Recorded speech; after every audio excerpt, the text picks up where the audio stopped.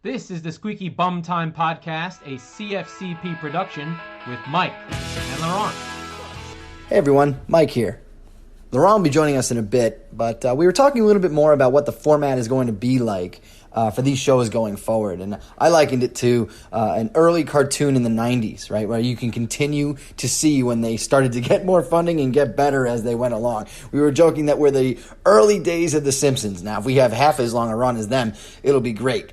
But I wanted to discuss, for this week at least, one of the big news items of the week. It was in the transfer market, surprisingly from the Women's Super League and not the men's side.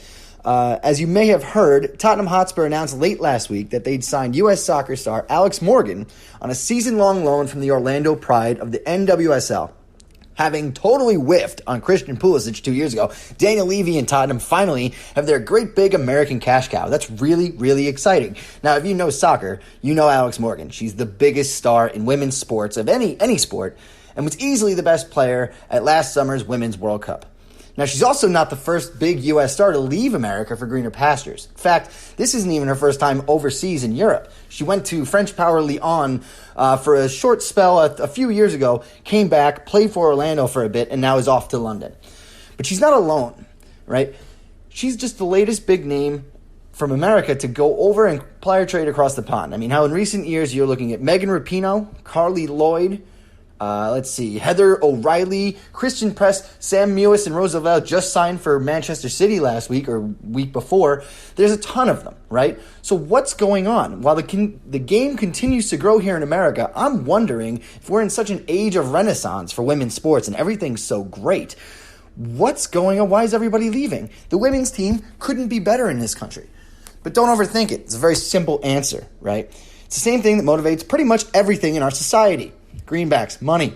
They're doing it to not only get a bigger paycheck right now, but to increase their exposure, their brand, and continue to cash in while they've got the spotlight, like every athlete ever should. And good for them. You know, I want them to do it. I hope that they're successful. But isn't there enough money at home? Why are they leaving? That answer is a bit more complicated. My theory on it is similar to an old Jerry Seinfeld joke about how he roots for sports teams. Now, he's a big Mets fan, and the joke goes that as players switch teams, he's essentially just rooting for the laundry. Wash the shirt, put a new name on the back. It's the same name on the front, play ball. Now, two women's leagues in the U.S. are almost fully supported by their male counterparts in the WNBA and the NWHL. I'm not one for major handouts at all, but I'd understand at least that the clubs are in the same geographic areas as their male counterparts adopted the same brand. You know, that brand that's existed for 50, 100 years, worth billions of dollars, tap into it. Think of all the revenue opportunities you'd have if the New York Liberty were the New York Knicks women, LA Sparks, LA Lakers women, New York Riveters in the NWHL, the New York Rangers women. Same branding, same logo, same jerseys, everything. I bet you they do a hell of a lot better than the attendance numbers and the TV slots they have to settle for. Because right now, I'm pretty sure, without looking, that the WNBA is a 1 p.m. slot on a Tuesday playing in Westchester, New York with about 46 people in attendance. But that's not even a guess, really. I'll prove it to you. In England, where the clubs are all tied together under the same umbrella, the women's team is actually featured the same way you'd expect any new emerging market to be marketed. And right next to their revenue-generating one, women's players, right? They feature in kit reveals, in social media posts, in marketing materials. Their merchandise is in the shop. In fact, that's why Tottenham signed Alex Morgan. They want to slap her name on the back of a jersey and have everybody on this side of the pond buy it, and trust me, they're going to. Here's the other thing. They're not stupid. It's working. I looked at 3 games from 2019 in the Women's Super League in England. Big name teams, all with women's counterparts. Spurs and Arsenal played in front of 38,262 people. Manchester City and Man United, 31,213. Everton and Liverpool, 23,500. Now, if you put those together, that's just a tick under 93,000 people at 3 games. Pretty good. In that same year, I looked this up too, only 2 NASL teams riding their big high off of the World Cup bump, as they called it. They only had 2 teams, if you combined every single one of their home games, that totaled more than 93,000 for all of their schedule. One of them's even in Portland, so you kind of can't count them because it's basically just a giant Antifa meeting. People care about the laundry. It's the brand, the crest, the team. It's not what sex the players are on the field in front of them. Hell, I'd watch Tottenham play Arsenal in anything, in marble racing. I don't give a shit. I watch sports because I love Tottenham and I hate Arsenal. And I want to see one win and one lose at all times. And if there's women's teams involved, great. I'll watch it too. But here's the real problem with this. People in charge of the women's leagues don't want to hear about what might be a successful business model. They want to go off and do their own thing, which again, totally fine. I can't begrudge a damn person for exercising their First Amendment rights. But listen, ladies, if you're going to go that route, you're not allowed to sit there and just be insistent on handouts from the brands and teams that are already working. You can't be indignant about how you have to be the New York Liberty and then go knock on the NBA's door and say, hey guys, we're out of money again. So listen, if you can't beat them, just join them, like you probably should have been doing in the first place. Anyway, we just had the first round of the Premier League. That's the kind of stuff we want to talk about and get crazy and really, talk about sometimes politics through the lens of sports, because I think that part is super interesting. But as we get into this, there's probably another segue here because Liverpool and Leeds played this week to probably the best opening game we've seen in a while. It was at Anfield. Leeds gave up a point from last week. You texted me during the game and if you've listened to the pod last week, all 20 of you, so if you listened to the pod last week, Laurent had a hot take that said, without Anfield, without the power that is that incredible stadium, like packed out with those crazy, crazy fans, Liverpool was nowhere close to the success they've had in the last 2 years. I sort of agree. And you saw it, the exact thing he was talking about. Yeah. Game against Leeds. So I don't have the data up. Look, I'm not looking at the scores up and down. Anyway, it was a 4-3 game, and I'm just going on the feeling. The feeling I had in the game was that anytime someone went the other way, another team could score. But what was so unusual about it was Liverpool looked lost. Like you've never seen them just like, holy shit, they're in trouble. They're on the ropes. Yes, they're giving up chances the other way, but Liverpool's goals were on a handball that could not be a handball on a different day. A penalty by a fucking at the end. A penalty by a forward who doesn't know what he's doing, and one super goal. Like there was one legitimate like, oh fuck, that was a real goal. Yeah. But and yet at the other end, you had Van Dijk who scored the second goal on a corner header. He's going to do that 10 times this year. Fine, but just 10 minutes later, not even probably, he biffs it 10 yards off of his own box. And they gift Leeds a goal to tie it, I believe, at 2 at that. It was tied at 3. It was tied at 1, 2, and 3. Right. Leeds came back 3 times. That would never, ever, ever happen if Anfield was rocking. Ever. I think the best part about that and not having fans there was you could literally hear Marco Bielsa want to put his cigarette out on somebody's forehead. Like, that's exactly – he's like – like yeah. Marcelo Bielsa is this iconoclast manager who's kind of insane, but he's literally called El Loco, the crazy. And he doesn't speak English, but he's kind of fucking cool. And you know what's sad when I thought about it? You kind of could see Tottenham. Old Tottenham was in there. Oh yeah. Yeah. Yeah. The combativeness, the fighting, the loving of like, holy shit, what is this team? I don't know who they are. I love them. There was a beauty to them because again, they're relative unknowns to. They had 5 man buns on the pitch at a time. They did. That's a good point too. There was a very good looking quotient on the field. But yeah, so they weren't. The thing that shocked me was that Liverpool strikes fear into literally everybody in Europe's heart right now. And the little guys walk into Anfield. Now, granted, empty Anfield. Nonetheless, they don't give a shit. They spit right back in their face, and they go, "We don't care." You know what the difference is? Is that literally they go down 1-0 early, and everybody goes, "Oh, geez." Oh, they're fucked. Yeah, exactly. And Jack Harrison, New York City FC's own Jack Harrison, doesn't give a shit. Goes through 3 guys and scores a beauty. Bang, amazing. 1. Oh, the pass by Billings was also. It was great. So, but it was man bun to man bun. But they were playing fearless football, and that was the coolest part of that whole thing. They looked Liverpool right in the eye and said, "Not today." And realistically, they had a point, and then they lost it on a shit penalty at the very end of the game. They should have got something out of it. So I'm following along on all the podcasts in England because that's like so great. You can literally get European sports on podcasts. It's fantastic. But that's the real talk. It's just like, hey, they still got the win, blah, blah, blah, and they felt good. The best thing was Bielsa afterwards, like, yeah, I don't care. We lost. Right. There are no moral victories. This is bullshit. We should have won. So that's the best part about it. But I'm really looking forward to them. They're really fun. And you can literally, they look fitter than everyone already. Like they're all lean. They look like they haven't fed. They're like lions. And you're right. They did look like what Pochettino's Spurs looked like 2-3 years ago, which is a great segue. The 86-point team. It's how I spent my Sunday morning just screaming into the void in every pillow in my house. My God, we're Spurs terrible. I had a bad feeling. My buddy called me 4 minutes before kickoff, and he was all hyped up, right? And I sounded like droopy dog. I was like, I just don't feel good about this. No doubt about it. I'm ready to get hurt again. So they come out. They're lackluster. Sonny looks good on the left. Everybody else is in neutral. That wasn't a guy moving his ass worth a dime. So they're just going to give the ball to this brand new, still very much like folding into what they are going to forming, what they're going to be this year, Everton midfield. James Rodriguez was good, but he was more interested in playing with his fucking hair than he was the ball. And we let him do both. And it was ridiculous. No. You don't get the game.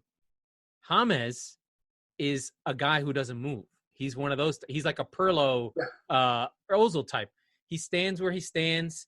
The touches that he had, I know it sounds creepy because soccer uses the word touch in a non-creepy way, especially with Europeans involved. The touches he took, their balls just pinged to him. He just touches, drops, makes the next pass, doesn't move. And you're just like, you fucking guy. So that was one thing that was really great. And then just the cohesion. They're banging it around. Boom, boom, boom. Spurs, nothing. Then the last half of the second half, Spurs had a little juice.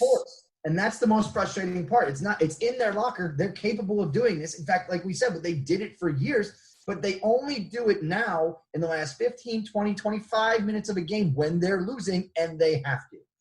Right. So you had the Doherty shot, the Dele shot. Like on another day, Spurs could have won this game. Sure, right? But they didn't deserve to. They didn't deserve to, but they had chances that they could have scored, and I think that's where Mourinho's juice lies. It lies in like, I have the best finisher. We've got our goal. We've been doing this the whole game. We're going to keep doing it. I mean, ultimately, they scored one goal, right? Like Everton, for all the beauty, that's Mourinho's point, right? You guys can fuck around with this ball for hours. I'm going to get my goal. Then you're going to press, and we're going to go win this game. Right. But when they have to go after people, when Spurs has to break people down, there's no there, right? There's no Eriksen. There's nothing. Very curious what Lo Celso does. Winks is a bum. You can't have that guy on your team. The only answer that I have, and we don't know completely yet, is Giovanni Lo Celso. Is he that guy who can unlock a pass? Maybe. Is he as good as Eriksen? Of course not. No. He is, from what I saw last year, he is. You know what's funny? They need James, but Mourinho would never play James. Right. Oh, absolutely. He would never. He would never have a passenger that you could just kick it to. Just, okay, I'm in trouble.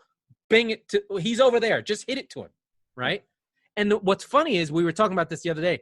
The moments that worked for Spurs, what was Kane unlocking things with passes. Right. Of course. That's what we said last week. The dink over the top to Doherty. That's a number 10's pass.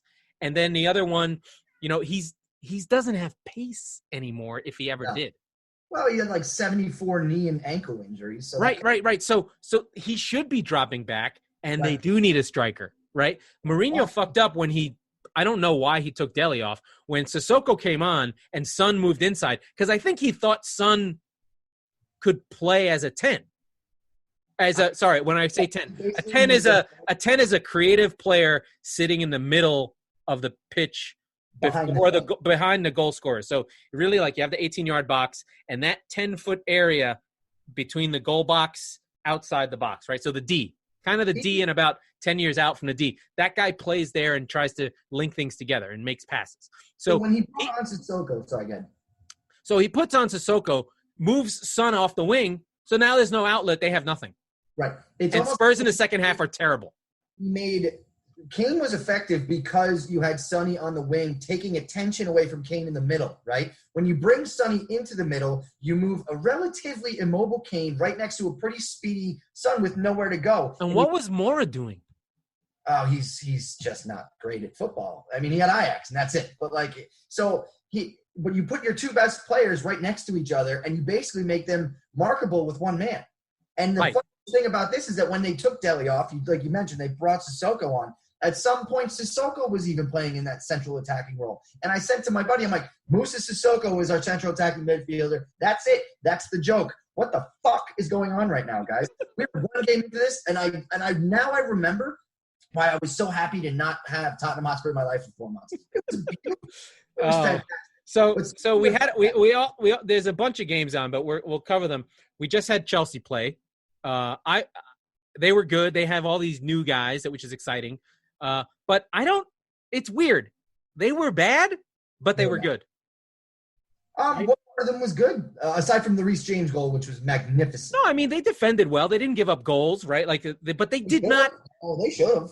They did not have the ball, which was weird because Brighton is a nouveau competent team is a better term.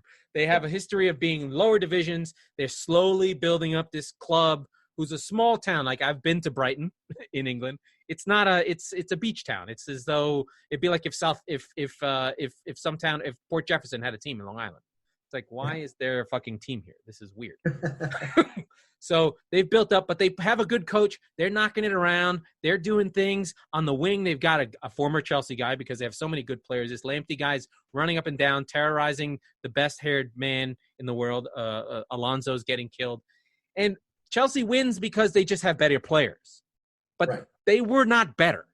No, and the thing is that and we tweeted from the Squeaky Bum Time Pod Twitter account. Follow us there. Adam Lallana looks great, and it was so nice to see him land on a team where he's going to get a ton of minutes. And he got hurt immediately. To see him really have a good go at this, because he's a very talented player who's been hurt for the majority of his career. Well, roughly 37 minutes after I tweeted that, he really got hurt. So that's what do you think that was? Was it like a torn hammy or a knee? It looked ligament, right? So it didn't. Yeah. Neither of us, let's be clear for the audience, neither of us anywhere close to anything that we considered a doctor. But I am a doctor. Dr. Pepper. Dad joke. We lost every listener we just had now. We don't have any. It's fine. We don't have any. That's right. But no, I thought that Chelsea genuinely did look bad. Now, it has to be said that they are still, like Everton to a large degree, a lot of big new pieces. They're all still working together. Werner was good. Werner was good. He's good, man. Gertz looked lazy, but again. But then he worked back. They'll get there. I still don't think Frank's a good coach. It's possible. He says the right things. He does do that, but how are you going to know, right? You'll know if they absolutely tank the season and don't get a real title challenge. I don't think No, they're not a title challenge. I don't think either. But here's the thing: how are we going to know with all those weapons? They're going to paper over whatever cracks he has, I think. When they play Liverpool next week, when they play City, are they gonna have a hard time when they play Sheffield, who also played today? Your boys Wolves lit them up early. We're not going to go into it because it's just boring. But Wolves looked good. The greatest American-born striker in the world, who's from Mexico. He had a wonder goal. He's awesome. And we don't have to go into Wolves too much. If you are listening to this and you are a fringe Premier League fan, you don't have a team, do not pick Tottenham. Don't pick Man City. Only assholes pick Man City. Agreed. Take Wolverhampton Wanderers. They've got a guy who literally looks like a linebacker, right wing. He's fantastic. He's so out of place in European football, but he's amazing. But the weird thing is he's Spanish, but he's black. Yes, there's so many weird different angles. It's unbelievable. You'll never know how this novel ends. But by the way, I think they literally are all Portuguese at this point. After and the coach, because Doherty's gone, that leaves. They got rid of that pasty white guy. Fuck that guy. That leaves only Connor Cody as the. Well, you need a white guy in defense. Yeah, keep shit. Right? Is he the only one left? He has to be. Diego Jota didn't even play today. Neto Right, but that they're all Portuguese, the whole team. They are, yeah. Very weird. We'll get into some of the politics of these teams. They're much more interesting than the game sometimes, because it's kind of an American take, right? American sports have essentially degraded into the games don't matter. Everything is about everything else. Right. Because we have so much coverage, everyone's a GM, everyone does their NBA version of, the analytics are bad, you don't do that, blah, blah, blah. Whereas European sports are completely opposite. You get nothing. You just get the game. And then they have to make things up. You're like, they literally don't talk to the players. They're not allowed in the locker room. Additionally, it's ironic thinking about soccer/football in this context. It's gone. It's over. It's like an 8-ball. It's fast. It's 45 minutes. You get 15 minutes to catch your breath, 45 more minutes, and then it's over. You're like dying for fucking content. You're like, right. I'll drink a fucking documentary about a kid man. Right, exactly. All you're looking, and you didn't see that Laurent basically just looked like he was drinking bleach on the camera here. But well, I don't want to get COVID. Well, correct. What you're looking at essentially is there's no Sunday night baseball, Yankees, Red Sox. It starts at 8 and ends at 1:30 in the morning. Right? No. It's always on time, and it's always exactly ending at the same time, which is great. By the way, remember for my historical labor moment of the day, the only reason it works is because they struck for the 6.5 day week. And so the games were on after the shift ended at the factory at 3 p.m. And they were on at that time until 1992. Every team in the country played on Saturday at 3 p.m. And then they realized we can make a fuck ton more money doing it differently. Can you imagine that? And still to this day, you cannot broadcast a live sporting event in England at that time. That's right. I was very confused. Right. So we get to watch more soccer. They're broadcasting them now because of COVID. But otherwise, they have been blacked out for the country. You know how like you weird Raider fans, when you were in LA and you couldn't watch games on TV if the game wasn't sold out? They do that for the entire country. Yeah. And they have a show where guys talk about the game that's on. Oh my God. They literally have a person screaming at you very much like I am now, watching the game, telling you what happens. It's like going to a drive-through in McDonald's and having the guy, instead of taking your order, yell about your favorite team and what's going on in the game as it right happens. And they cut to guys as they go. Yes. And the guys are famous. It's pretty amazing. And that looks like what our format will probably end up being like, right? Something ridiculous. 25 minutes where we kind of get into it and act like morons. Then we act like morons about, do you want to I have two topics. You pick one, because we're getting on to, how much time have I have here? 40 minutes, which is fine. Well, do you want to talk about Arsenal, or do you want to go into a topic? Bad teams are really bad, and the gap is getting worse. Let's talk about Arsenal. That second one sounds more fun. Let's leave that for next.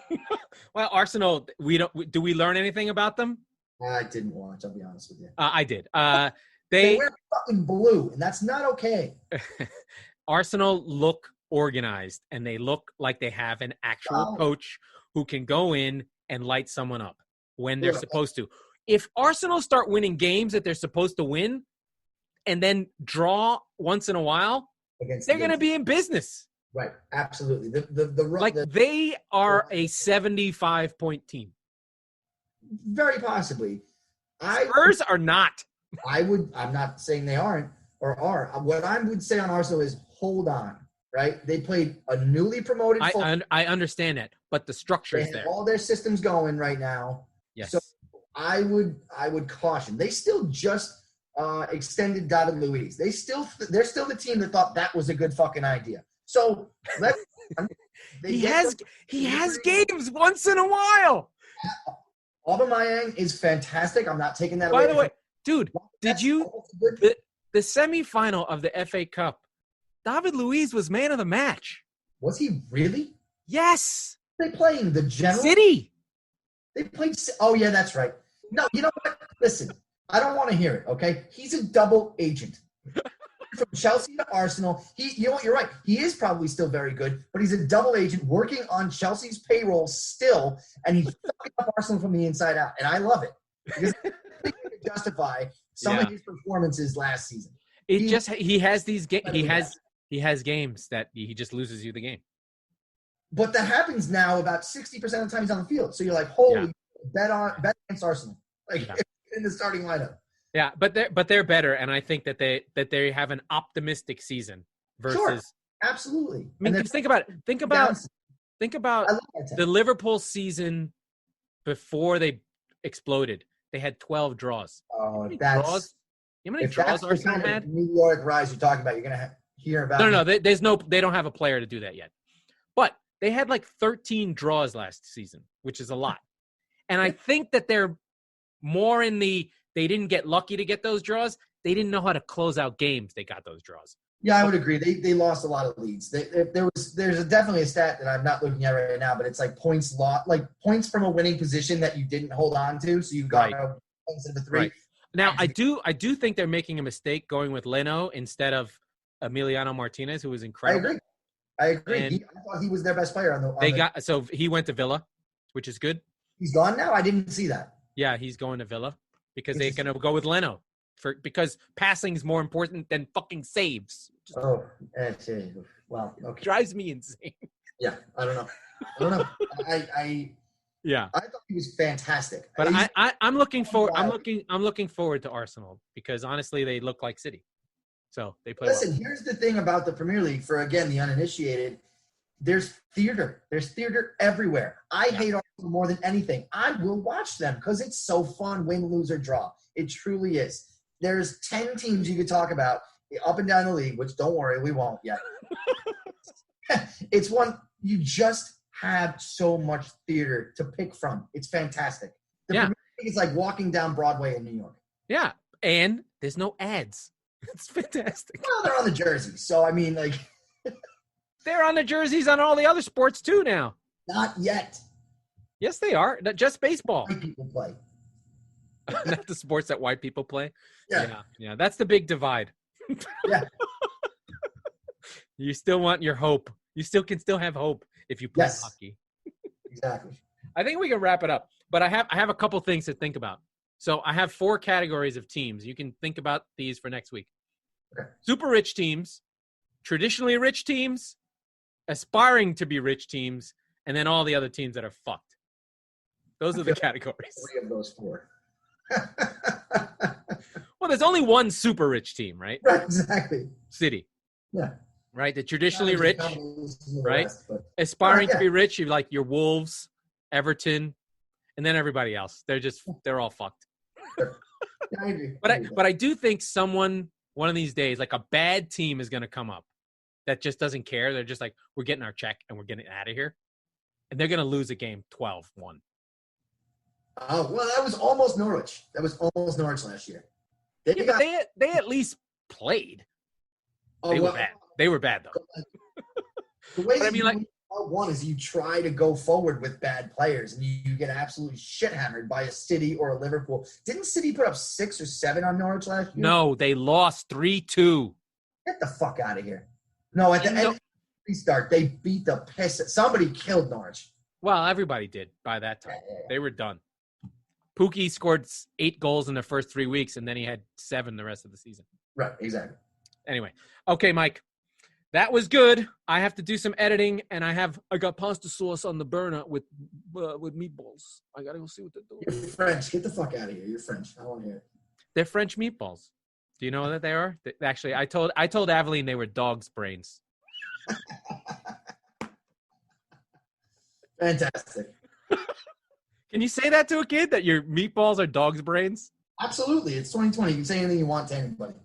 Apparently. By the way, Mike, I want you to know that I'm going to call myself Laurent, and now I'm transitioning.